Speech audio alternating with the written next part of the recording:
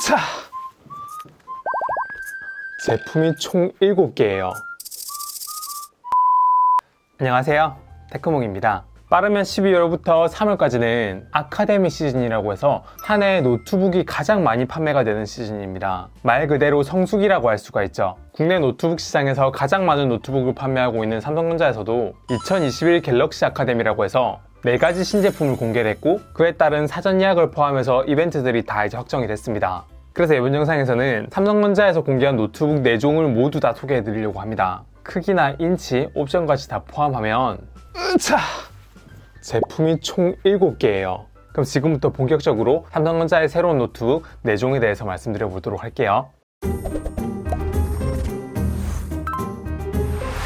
첫 번째로 소개드릴 노트북은 갤럭시 북 이온 2예요. 작년에 처음 공개된 이 갤럭시 북 이온 시리즈의 키워드는 얇고 가볍고 예쁘고 대용량 배터리에 디스플레이 품질이 뛰어난 노트북이었어요. 전 노트북의 무게가 가볍다는 거에 기준으로 한 1.3kg 정도로 두는데, 갤럭시 북 이온은 13.3인치 모델이 970g, 15.6인치는 외장 그래픽카드가 탑재되어 있는 모델임에도 1.3kg는 일단 안 넘었네요. 그래서 이번 갤럭시 북 이온 2 시리즈도 전작과 무게는 동일하고요. 다만 전작과 달리 이번 갤럭시 북 이온 2 시리즈는 CPU가 인텔 10세대 프로세서에서 11세대로 넘어오면서 성능에서 많은 향상이 있었습니다. 그리고 단순히 CPU 성능뿐만 아니라 삼성전자의 4세대 SSD를 지원하기 때문에 그게 갤럭시 북 이온에 탑재돼가지고 성능을 측정해봤는데 진짜 많이 빨라졌습니다. 우리가 흔히 알고 있는 NVMe 기반의 SSD가 읽기 속도가 한 3000, 쓰기 속도가 한 2500 이 정도로 알고 있는데, 이건 그 속도의 2배가 나오더라고요.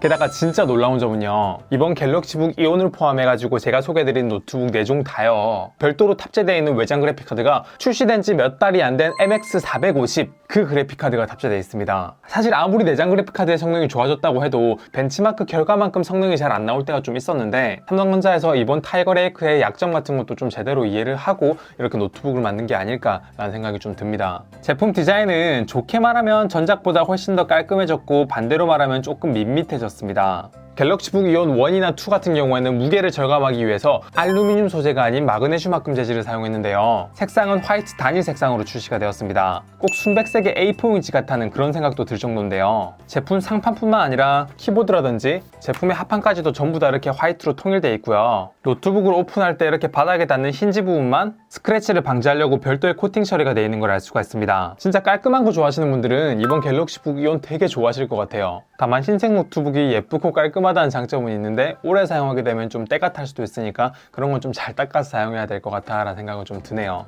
근데 노트북은 제품 외부도 중요하긴 한데 내부가 진짜 중요하거든요. 지금 이 제품이 1kg도 안 되는 노트북인데, 이렇게 무게를 극도로 강조한 노트북 같은 경우에는 내부에 히트파이프 하나, 펜 하나, 그리고 그나마 있는 히트파이프의 길이도 짧은 경우가 많은데, 이 제품 한번 보세요. 히트파이프도 2개고 길이도 길고 펜도 2개나 있어요. 우리는 무게를 어느 정도 가볍게 하더라도 성능이나 내구성 이런 걸 포기하지 않겠다 라는 의지를 볼 수 있는 것 같습니다. CPU에서 발생한 열을 히트파이프로 전달해서 히트싱크에 이렇게 저장시켜서 분산시키고 펜으로 공기를 순환시키는 이런 쿨링 시스템에서 히트파이프의 면적과 개수는 정말 큰 영향을 미치고, 펜도 2개를 넣으면요, 경우에 따라서 하나만 돌아갈 수도 있기 때문에 소음 관리에서도 유리하고 냉각 측면에서도 2개가 들어간 게 훨씬 낫습니다. 게다가 이렇게 바닥에 놓고 사용하는 노트북의 특성상 스피커가 이렇게 바닥을 향하게 돼 있으면 바닥의 재질에 따라서 소리가 왜곡이 생기거나 하는 문제가 있을 수도 있는데, 이 제품은 스피커가 측면으로 빠져나가게 돼 있죠. AKG 튜닝의 5W 스피커 2개를 이렇게 측면으로 빼놨다는 것도 전 되게 잘한 것 같고요. 13.3인치 모델 기준으로 램은 확장이 안 되고 저장 공간도 따로 확장은 안 되지만,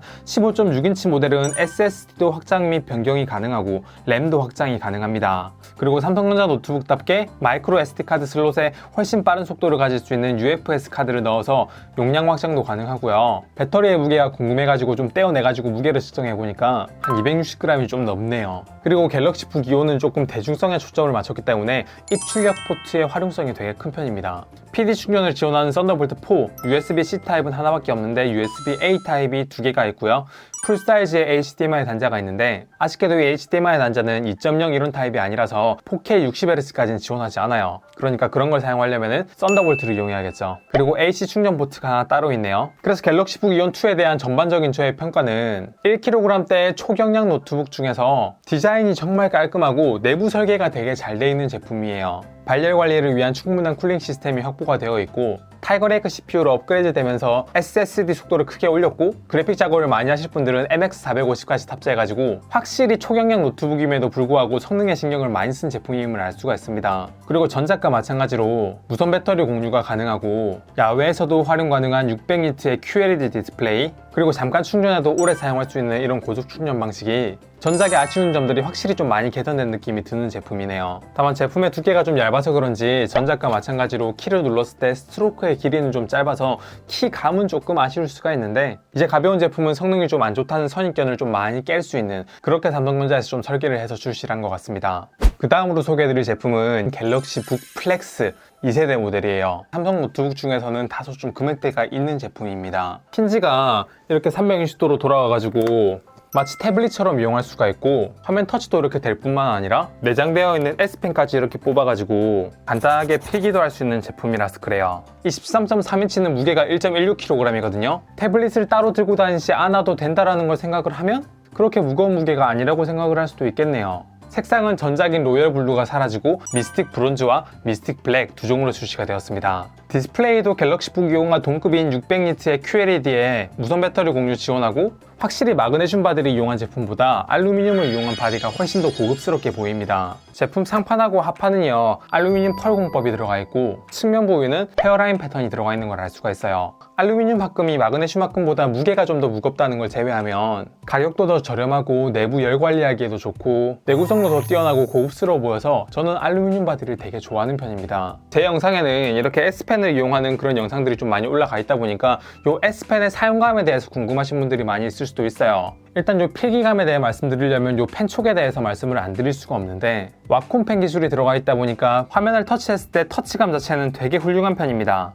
펜이 따라오는 속도가 빠르긴 한데 플래그십 태블릿과 비교했을 때는 조금 느린 게 눈에 띕니다. 그래도 지금 삼성노트의 인터페이스를 보면 예전에 우리가 알고 있는 노트북용 삼성노트에 비하면 정말 많은 것들이 업데이트가 된 걸 알 수가 있어요. 그리고 그 외에도 보이스노트나 스크린 레코더와 같이 S펜을 이용해서 사용할 수 있는 많은 소프트웨어들이 업데이트 되긴 했는데, 아직까지 S펜에 있는 버튼을 눌렀을 때 뜨는 이 에어 커맨드의 속도가 지금 뜨는 속도가 조금 느리죠. 나중에 소프트웨어 업데이트를 통해서 조금 더 개선이 됐으면 좋겠습니다. 그래야지 이렇게 S펜으로 커스터마이징을 여러 개 할 수 있는 이런 기능들도 제대로 활용을 할 수 있을 것 같아요. 그리고 이 S펜 자체는 갤럭시 노트나 갤럭시 탭에 사용하는 방식과 똑같은 EMR 방식이기 때문에 기본으로 제공하는 이 S펜의 두께가 너무 얇아가지고 필기할 때 불편하시다 싶으면 두꺼운 S펜을 구입하셔서 여기에 사용하셔도 돼요. S펜 자체가 필기할 때 배터리가 필요한 것도 아니기 때문에 충전을 따로 안 해줘도 되고요. 단 기본으로 제공하는 이 S펜 같은 경우에는 제스처 기능이 있어가지고 블루투스로 노트북하고 연결해가지고 이렇게 화면을 넘기거나 할 때 사용할 수 있는 그런 기능들을 이렇게 본체 S펜을 삽입해가지고 충전을 해서 사용을 하는 방식인데, 그거 안 쓰실 분들은 충전 신경 전혀 안 쓰셔도 됩니다. 제품의 크기가 13.3인치고 2인원 제품의 알루미늄 제품이라는 걸 생각하면 1.1kg이면 그렇게 무거운 제품은 아니거든요. 그래서 내부 쿨링 시스템이 살짝 빈약하지 않을까라는 생각이 들었는데 쿨링 시스템이 되게 잘 갖춰져 있습니다. 히트파이프 2개의 길이도 길고 면적도 넓고요. 팬도 2개나 들어가 있네요. 좁은 공간을 좀 효율적으로 활용하려고 램이나 SSD 확장은 불가능하지만, 그 대신에 SSD는 이온과 마찬가지로 4세대 제품이 들어가 있고 램도 듀얼 채널로 갖춰져 있는 걸 알 수가 있어요. 그리고 조금 더 크기가 큰 15.6인치의 외장 그래픽카드 탑재된 모델을 보니까 히트파이프도 더 길고 쿨링 팬도 더 큰 걸 알 수 있죠. 이런 걸 보니까 13.3인치에는 왜 외장 그래픽카드를 탑재 안 했는지 조금은 알 것 같아요. 무게를 가볍게 하려는 이유도 있겠지만 옵션으로도 선택을 안 되게 해놓은 이유가 이 타이거 레이크 자체의 발열과 MX450의 발열까지 다 같이 감당을 하려면 충분한 쿨링 시스템이 확보가 돼야 되는데, 그렇게 하려면 13.3인치 같은 경우에는 내부 공간이 좀 부족해서 그런 게 힘들어서 그런 게 아닐까라는 생각이 듭니다. 근데 조금 특이한 점은 갤럭시 북 이온 같은 경우에는 15.6인치가 SSD나 램이나 확장이 가능했는데 플렉스2 같은 경우에는 15.6인치인데도 램이나 SSD 가 확장이 안 되네요. 그리고 이 플렉스2를 구입할 때 꼭 알고 계셔야 될 점이 입출력 단자입니다. 왜냐면 플렉스2가 15.6인치나 13.3인치나 전부 다 USB-A 타입 단자와 HDMI 단자가 없어요.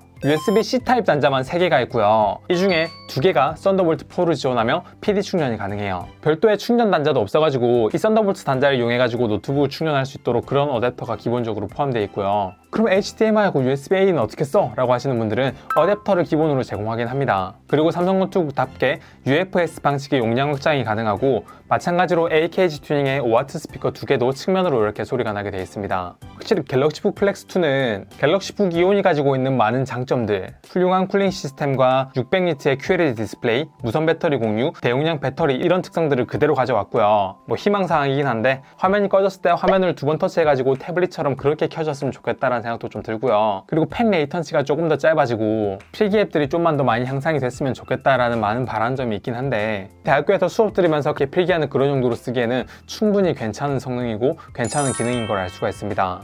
여러분이 만약에 대학교에서 수업을 듣고 있다면 이렇게 보이스 노트 기능을 이용해서 녹음을 하면서 제가 말하는 거에 따라 파형이 올라가는 게 보이죠? 그러면서 뭐 이렇게 필기를 하면서 원할 때 현관펜도 이렇게 치면서 강의를 녹음할 수 있다는 얘기입니다. 다만 이 제품이 LTE나 5G와 같이 통신 모뎀을 지원하지 않고 USB-A 타입과 HDMI 단자가 없어서 비즈니스용 사용자라면 그런 것들이 많이 아쉬울 수 있잖아요. 삼성전자에서도 그런 니즈를 알고 있는 것 같습니다. 왜냐하면 USB-A 타입과 HDMI 그리고 5G까지 탑재한 갤럭시북 플렉스2 5G 모델을 출시했으니까요. 겉으로 봤을 때는 북 플렉스2하고 5G하고 거의 동일해 보이긴 하는데 사실 꽤 많은 점이 달라요. 일단 이렇게 디스플레이가 돌아가는 2인원이라는 점은 똑같은데 S펜을 뽑는 위치가 바닥에 놓았을 때 측면이 아니라 오른쪽 상단에 이렇게 있는 걸 알 수가 있고요. S펜 내부에 배터리가 빠져가지고 제스처 인식 이런 기능도 안 되고 이 터치패드에서 무선 배터리 공유 기능도 빠져서 스마트폰이나 워치, 이어버드 같이 무선 충전을 지원하는 기기를 충전을 할 수도 없습니다. 그리고 좀 비즈니스 환경에 어울리게 색상도 이렇게 좀 컬러감 있는 색상이 아니라 이렇게 로열 실버 색상 하나로만 출시가 되고요. 화면 크기도 15.6인치가 없고 13.3인치 단독으로 출시가 되고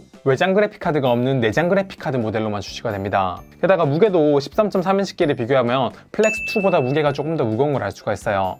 이런 것들이 좀 빠져서 아쉽다고 생각하려는 찰나 이 제품은 유심을 넣었을 때 5G까지 지원을 하고요. 그리고 여기 키보드 위에 보면 못 보던 게 있죠. 1300만 화소의 카메라입니다. 스마트폰에 있는 후면 카메라와 비슷한 성능인데요. 이렇게 제품을 들고 다니면서 카메라로 사진을 찍을 수가 있습니다. 보통 때라면 스마트폰으로 사진 찍어가지고 노트북으로 옮겨가지고 필기를 하는 이런 불편함이 있었다면 이제 노트북에서 바로 사진을 찍을 수 있게 된 거예요. 그리고 비즈니스 환경에 맞춰서 별도의 어댑터 없이 사용할 수 있는 USB-A 타입 단자도 있고 HDMI 단자도 있고 썬더볼트 단자 하나와 USB-C 타입 단자 하나가 있고 그래서 되게 플렉스2하고 플렉스2 5G하고 차이가 많이 난다라는 생각이 들었는데 내부 설계를 보면요 이건 완전히 다시 설계한 게 아닐까 싶을 정도로 좀 차이가 많이 나네요. S펜의 위치가 측면에서 하단으로 변경돼 가지고 좀 차이가 눈에 띄고 쿨링 시스템도 히트파이프 2개, 팬 2개에서 히트파이프가 1개, 팬 1개로 줄어들었네요. 히트파이프가 하나긴 하지만 면적은 꽤 넓은 편이고 팬 크기도 작지 않은 건 알 수가 있는데 플렉스2하고 비교했을 때는 쿨링 시스템이 조금 떨어져 보이긴 합니다. 램이나 SSD 확장도 안 되고 터치패드에 무선 충전 모듈도 없고요. 외장 그래픽카드 모델도 따로 없는 걸 보면 고사양 작업을 많이 하지 않는 일반 비즈니스 사용자를 위해서 만든 제품이 아닐까라는 생각이 좀 드네요. 우리가 흔히 비즈니스 노트북이라 그러면 사실 내구성이 중요하기 때문에 온도가 많이 안 올라가도록 성능에 제한이 좀 많이 걸려있는 경우가 많고 고성능보다는 안정성에 조금 더 초점을 맞추다 보니까 레이아웃 설계도 그런 점에서 플렉스2하고 좀 차이가 있는 게 아닐까라는 생각이 듭니다. 다만 역시 비즈니스 시장에 좀 초점을 맞춘 느낌이라 그런 걸까요? 플렉스2 5G의 가격대는 다소 좀 높게 측정이 되어 있는 것 같습니다. 그리고 마지막으로 소개해드릴 제품은 삼성 노트북 플러스 2입니다. 갤럭시라는 표현을 쓰지 않고 삼성 노트북이라고 표현을 쓴 이유에는 좀 휴대성이 강조된 모델이라면 갤럭시라는 이름을 쓰지만 이 노트북은 휴대성보다는 성능에 조금 더 포커스가 맞춰진 제품이라서 그냥 노트북이라는 이름을 쓰고 있는 것 같습니다. 15.6인치 모델로만 출시가 됐고요. 앞서 소개해드린 갤럭시 북 시리즈와 마찬가지로 타이거 레이크 인텔 11세대 CPU가 탑재된 모델입니다. 근데 차이가 있다면 이 제품은 MX450이 탑재된 모델인데 이 제품은 GTX 1650 Ti 맥스 Q 버전이 탑재된 모델로 외장 그래픽 카드가 훨씬 더 상위 모델이 들어간 제품이에요. 같은 i5 CPU 기준으로요. MX450의 그래픽스 코어는 4498점, GTX 1650 Ti 맥스-Q 버전은 8735점으로 성능 차이가 크게 나는 걸 알 수가 있죠. 아까 MX450으로도 오버워치 중급 옵션에서 평균 80프레임 이상 나오고 배틀그라운드도 FHD에서 최하 옵션으로 평균 70프레임 이상을 유지하는데 여기서 GTX 1650 Ti 맥스-Q 모델은 훨씬 더 상위 옵션으로 돌려도 꽤나 원활하게 게임이나 그래픽 작업을 돌릴 수 있겠네요. 제품의 무게는 MX450 모델 기준으로 1.84kg, 1650 Ti 모델 기준으로는 1.85kg으로 확실히 1.8kg 이런 노트북을 한 손으로 들다 보니까 손목이 좀 뻐근하긴 합니다. 그리고 애초부터 들고 밖에서 많이 사용하라고 만든 노트북이 아니다 보니까 배터리 용량도 43Wh로 갤럭시 북 시리즈가 대부분 70Wh쯤 되는 거 보면 배터리 용량은 조금 떨어지는 걸 알 수가 있죠. 그리고 스피커도 5W가 아니라 1.5W 두 개가 탑재된 걸 알 수가 있습니다.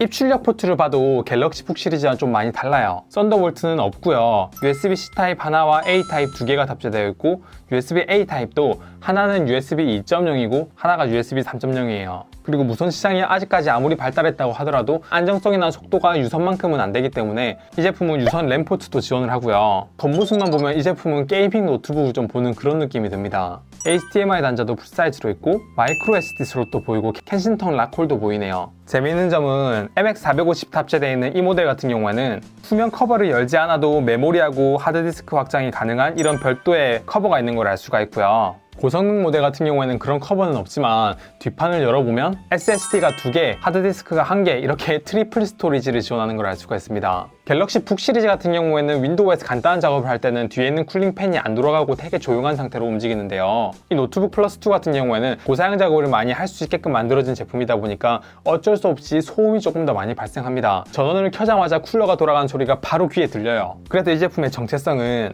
가격 대비 CPU나 그래픽카드의 성능을 생각한다면 이 제품이 훨씬 더 낫겠고요. 단 무게는 조금 더 무겁고 스피커의 품질은 좀 떨어지고 배터리 용량 좀 작고 소음 더 많이 나고 진짜 가격 대비 퍼포먼스, 성능에 조금 초점을 맞춘 제품이 이 노트북 플러스 2라고 할 수 있습니다. 그래서 이 4개의 제품을 한 번에 다 분석을 완료하긴 했어요. 전체적으로 이번 타이거 레이크 CPU가 탑재되면서 내장 그래픽카드의 성능도 많이 오르긴 했지만 SSD의 성능이 크게 올랐고 MX450 그래픽카드까지 탑재해가지고 이걸 이용해서 게임뿐만 아니라 그래픽 작업을 훨씬 더 원활하게 할 수 있게끔 만든 거는 정말 삼성전자가 타이거 레이크를 제대로 이해한 게 아닌가라는 생각이 좀 듭니다. 갤럭시 북 이온은 가장 대중적으로 인기가 많을 제품으로 보이네요. 가볍고요. 성능도 많이 향상됐고요. 배터리 오래가고 디스플레이 품질 훌륭하고 성능이 워낙 많이 향상돼가지고 이제 웬만한 게임까지도 잘 돌아가다 보니까 조금 더 고사양 작업을 하실 분들은 MX450이 탑재되어 있는 외장 그래픽카드 모델 선택하고요. 일반적인 문서 작업이나 간단한 영상 편집 또는 포토샵 정도 할 거라면 내장 그래픽카드만으로도 충분해 보입니다. 만약에 여러분들이 S펜과 같이 이렇게 별도의 펜을 이용해가지고 필기할 일이 좀 많고 디스플레이가 360도 돌아가가지고 태블릿처럼 한번 써보고 싶다라고 생각을 하시면 이 북플렉스가 좋을 것 같고요. 다만 이 북플렉스에서 LTE나 5G 같은 통신을 쓸 수 있었으면 좋겠다. 그리고 USB-A 타입이나 HDMI 이런 것도 좀 달려 있어가지고 비즈니스 환경에서 좀 더 효율적으로 사용할 수 있었으면 좋겠다. 갤럭시 북플렉스 2 5G 모델로 선택하시면 될 것 같고요. 난 제품을 밖에 들고 다니기보다는 집에서 많이 사용을 할 거고 가격 대비해서 순수한 제품 자체의 성능이 좋았으면 좋겠다 하시는 분들은 이 노트북 플러스 2가 좋은 선택이 될 수 있을 것 같습니다. 앞선 제품들보다 성능은 더 뛰어난데 가격은 이 제품이 가장 저렴해요. 이런 걸 보면 가격 대 성능비만 보았을 때는 이 제품이 좋긴 한데 그 성능이라는 거에 무게라든지 배터리라든지 디스플레이라든지 소음이라든지 뭐 이런 것까지 다 성능에 포함된다 그러면 어느 게 더 가성비 좋은 제품인가에 대해서는 개인이 판단하는 기준에 따라서 조금 다를 수도 있겠네요. 이번 영상에서는 4가지 라인업의 삼성전자의 새 노트북을 소개해드렸습니다. 영상에서는 다 보여드리지 못했지만 크기와 색상까지 포함하면 총 10개의 모델이에요. 가격대는 이렇게 나뉘는 걸 알 수가 있습니다.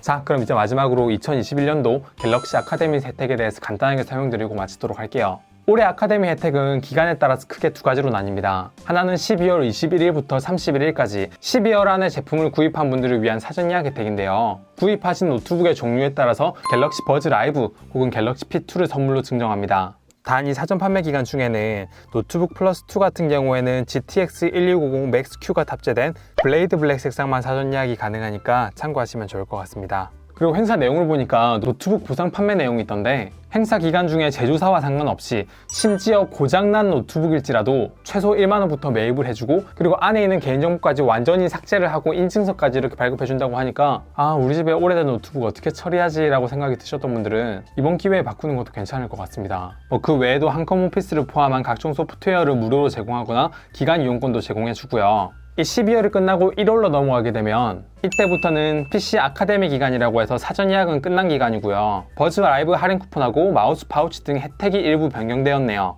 그리고 이번 시즌에 노트북뿐만 아니라 태블릿이나 다른 장비들도 같이 구입하시는 분들을 위한 혜택도 있다고 하니까 올해 신학기를 맞이해서 또는 연말에 나 자신에게 주는 선물 또는 새해의 새로운 마음으로 시작하시는 분들한테는 이번 이 기간을 이용해 가지고 구입하는 것도 좋은 선택이 될 수 있을 것 같습니다. 네, 이번 영상은 여기까지고요. 다음에 더 좋은 영상으로 찾아올 수 있도록 하겠습니다. 감사합니다. 테크몽이었습니다.